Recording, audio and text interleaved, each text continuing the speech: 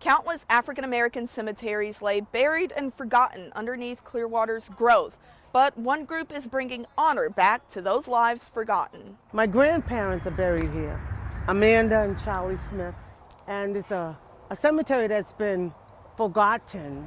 Forgotten, like so many other black cemeteries.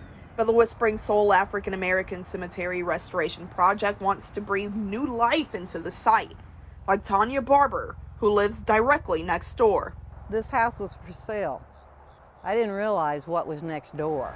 The first to uncover a piece of buried history. So I started walking over here and I ran into the daggum headstone over here. The grass is like this high. Since then, the group has spent years clearing the land. Now plans are in place to properly preserve the area. And the judge that heard our case put an extra order of protection on our land so it will never be developed.